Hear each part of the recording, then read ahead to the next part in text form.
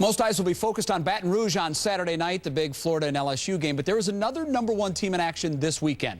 FCS #1 Richmond puts its 13-game winning streak on the line when it faces rival James Madison. That's on Saturday. They have a score to settle, too. In addition to coaching his top-ranked Spiders, Richmond head coach Mike London has led a remarkable life, from having a gun pointed at his head while he was a police detective to becoming a bone marrow donor for his daughter. And we welcome Richmond head football coach Mike London to ESPN First Take. Coach, thanks so much for joining us. The national championship last season went to you guys, but in the regular season, you lost to James Madison on a last-second punt return. How excited are you guys to go out and get a little revenge for what happened last year?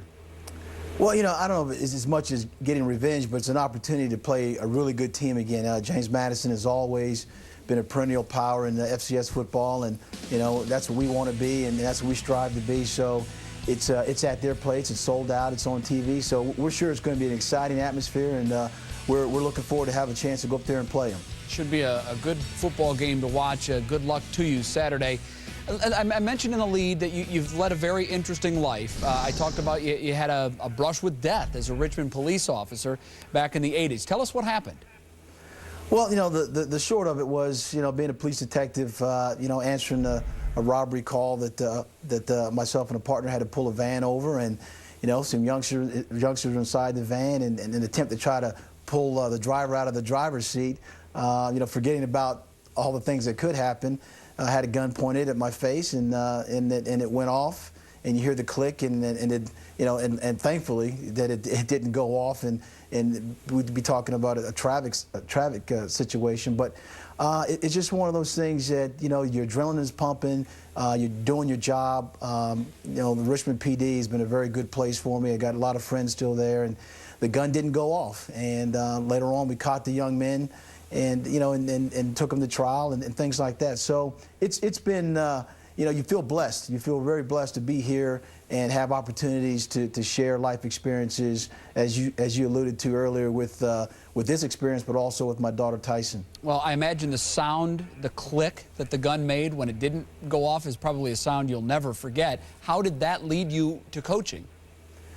Well, that got me out of coaching real quick, you know, because it had to be something better, I thought. And you know, I had always wanted to be a coach if you know, the law enforcement aspects didn't work out. And luckily, one of the coaches, who was an assistant coach at Richmond at the time, was there when I was a police officer in Richmond, and said, "Hey, look, you want to coach?" And I said, "Absolutely." So I got into coaching that way, and I've been doing it for a long time now, and I love it. I have a passion and energy for it. And again, I feel tremendously honored and blessed to be the head coach of my alma mater. I mentioned the bone marrow transplant that saved your daughter's life. How has that impacted you both in football and in life? Well, you know, one of the things we talk about at Richmond is treating people with dignity and respect, about, you know, making sure that you have a relationship with your family, because you just never know when the opportunities that present itself that you'll lose a loved one, or in my case, had a chance to save a loved one's life. So, you know, family is important.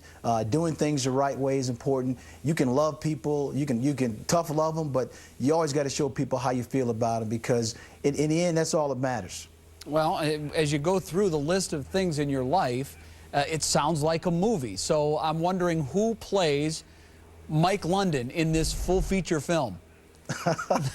Oh, yeah. That's a loaded question. My wife probably would like Denzel. I would say maybe Samuel, you know, and then there's a little bit of Dirty Harry, you know, do you feel lucky, you know, so probably all three if you can wind up into one person. Well, if they were ever to make a movie of my life, I think my wife would want Denzel to play me as well. That's a good choice. I see a little Wayne Brady, though. I see a little bit of comparison there, a little similarity. Maybe Wayne could pull it off. I don't know. Maybe he could. Maybe he could. You're on the Black Coaches Association short list of coaching candidates for FBS schools.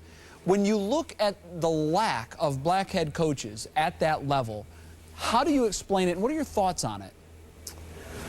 Well, you know, that's a question that I think, you know, that speaks to opportunities, and I know that Dr. Ayers and Jim Miller took a chance on me, and you know, looked at the accomplishments of places that I've been, And you know, the big thing is, you know, can someone come in and represent a university, a community, because you're the CEO of an entire, you know, athletic organization in the community you represent.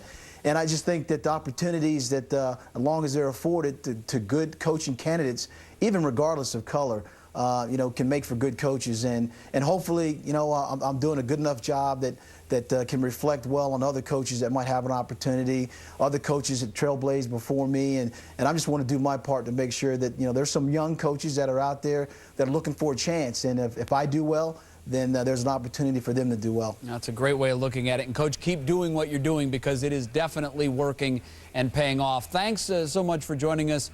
Good luck this weekend and the rest of the way. Thank you. I appreciate it. Thanks for having me. Absolutely. Dana?